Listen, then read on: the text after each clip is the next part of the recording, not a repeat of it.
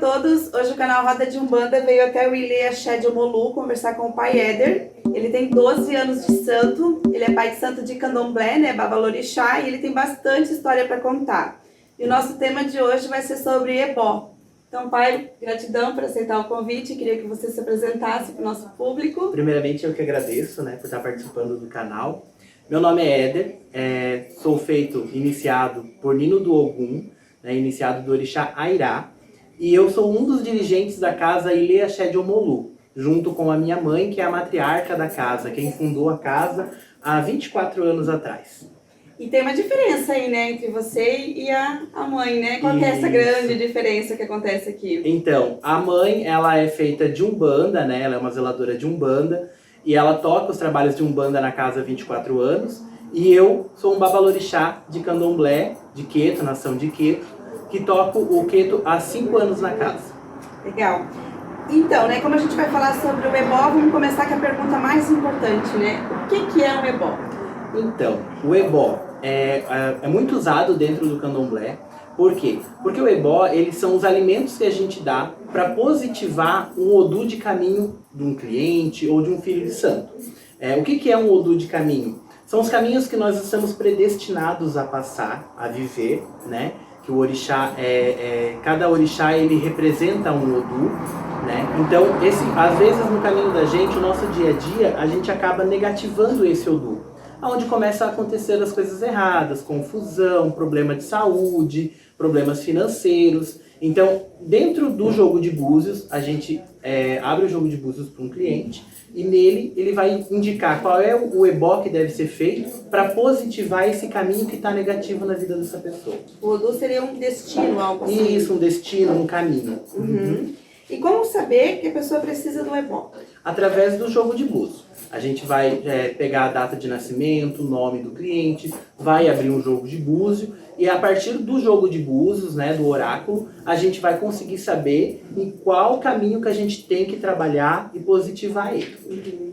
E o ebó, ele é feito em cliente também? Ele Sim. Pode ser feito em cliente? Sim, ele pode ser feito, ele geralmente é feito em clientes e sempre é feito em filhos de santo para tomar obrigação, para poder estar fazendo a sua feitura de santo, iniciando, é sempre feito daí também nos filhos de santo. Mas pode explicar um pouquinho como é que funciona assim o ebó em cliente? A pessoa precisa entrar para a religião para fazer um ebó? Como é que funciona? Então, é uma das perguntas que as pessoas geralmente fazem pra gente. Ah, mas se eu fizer, eu sou obrigado a entrar na religião? Não, tá? No caso do cliente, não. Tá? Porque é feito para positivar aquele caminho, para a gente poder fazer com que as coisas comecem a fluir e dar certo para esse cliente. O filho de santo, por ele já estar na religião, o sentido é o mesmo, Só que a gente precisa limpar esse caminho desse filho de santo para ele poder iniciar. Então seria mesmo o sentido do ebó no filho de santo, uma purificação para aquele corpo, para aquele filho poder fazer a sua iniciação. E o cliente que vem fazer o ebó, ele tem que ficar recolhido, ele pode vir e já ir embora? Depende um pouco o ebó que precisa ser feito, Então, conforme o ebó que for indicado pelo oráculo, a gente consegue dizer se o cliente precisa, às vezes, passar algumas horas dentro do barracão, ou até mesmo, às vezes, passar 24 horas recolhido ali, dependendo da gravidade que está a vida do cliente. A situação. Mas isso tudo o búzio mesmo fala? O búzio fala tudo. Uhum. E na religião, o ebó, além dele ser para limpar os caminhos ali, aí a pessoa faz o ebó e fica recolhido? Dependendo do ebó, ele precisa ficar recolhido. Precisa ficar algumas horas recolhido, sim. E quem é que tem autorização de tirar o ebó ou fazer o ebó em outra pessoa? Então, as pessoas que elas têm autorização para fazerem os ebós são pessoas que já têm o jogo de búzio, porque primeiro, para poder tirar o ebó, a gente precisa saber o que precisa ser feito. Então, a pessoa precisa ela ter a mão para jogo de búzio, Ter a idade certa de santo para jogar o búzio.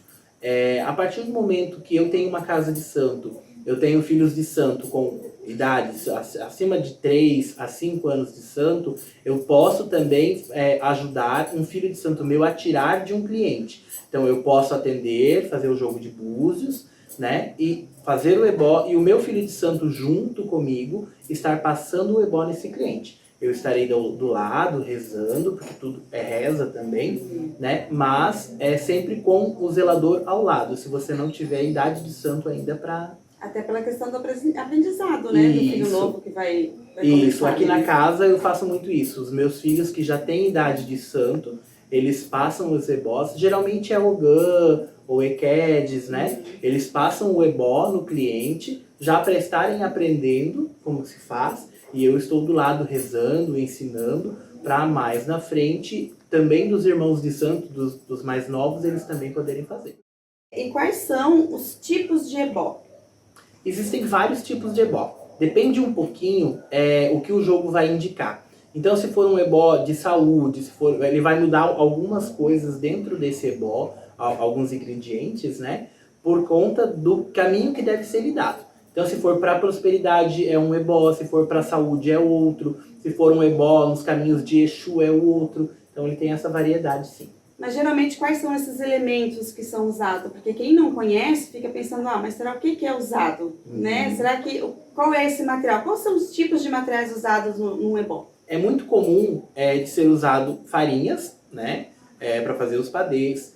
Grãos também é muito comum de ser usado.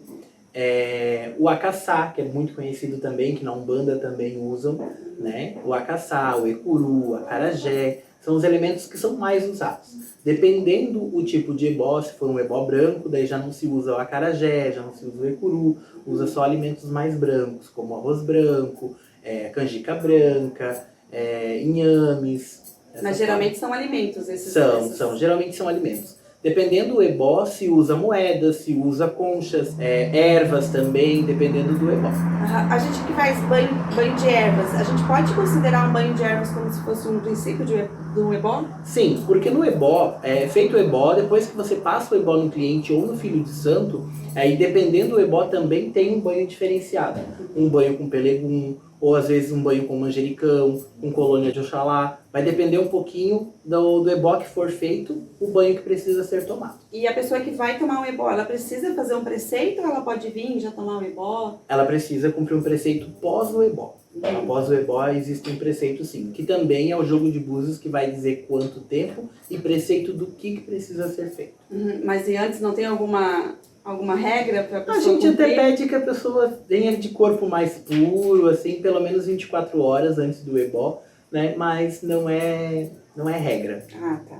E como é que funciona para você entregar esse ebó? Depois que você fez o ebó da pessoa, quais são os outros passos, né? O que você vai fazer com esse alimento? Então, no momento que a gente já vê que tipo de ebó precisa ser feito nesse cliente ou nesse filho de santo, a gente já vê também aonde esse ebó tem que ser entregue, tem que ser despachado. Às vezes é numa encruzilhada, às vezes é na mata, às vezes é dentro das águas, né? Então, até por isso que os ebós são feitos sempre com alimentos. Porque esses alimentos, se eles estiverem na natureza, ele se desmancha, né? Ele dilui, então não vai prejudicar nada na natureza. Dependendo do lugar que tu entrega também, né? Floresta, mato, vai passar um animal, animal, ele vai comer, né? Não tem alimentar. problema nenhum. Isso, não tem.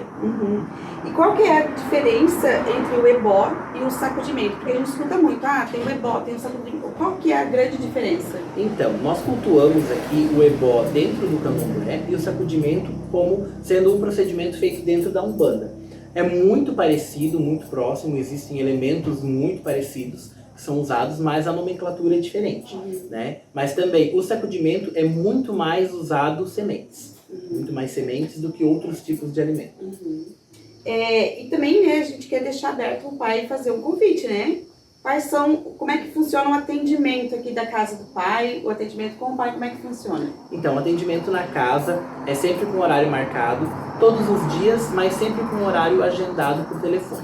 A gente faz atendimento sempre a partir das 18 horas, aí o horário que o cliente precisar, a gente está E quais são as linhas de atendimento? O pai atende com entidade, atende só com búzio? Sim, aqui na casa nós temos o atendimento com o jogo de búzio, que é diretamente comigo. Aí tem o atendimento com as entidades também, né, com a Sete Encruzilhada ou com o caboclo que precisar um benzimento, né? E tem também os atendimentos com a cigana da Mãe Rose também, que é a matriarca da casa, né? Então quem tá precisando de um atendimentozinho já sabe, né? Já sabe falar um pouquinho do coração, vem procurar a cigana também, que que ela tá aqui. E assim, a gente lá do canal, né, na página, a gente recebe muita pergunta, muita gente pedindo atendimento online.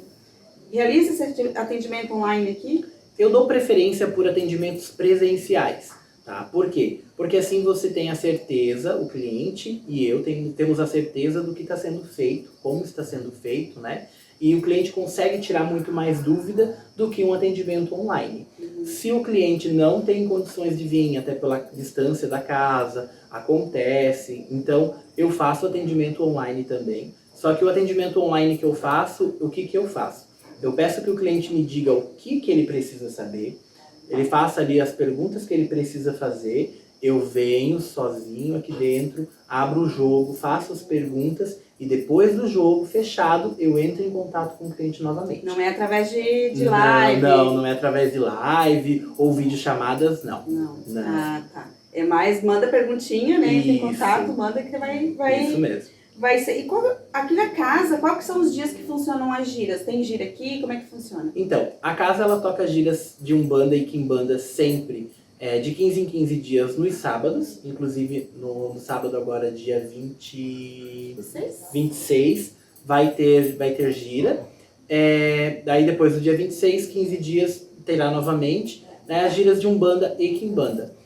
A parte do Candomblé, geralmente eu faço quando eu vou iniciar um Iaô, né? Então, geralmente 2 vezes ou 3 vezes ao ano tem candomblé na casa, mas aí não tem data específica. Mas, sempre em junho, eu tenho a fogueira de Airá na casa, daí é um toque de quinta de candomblé.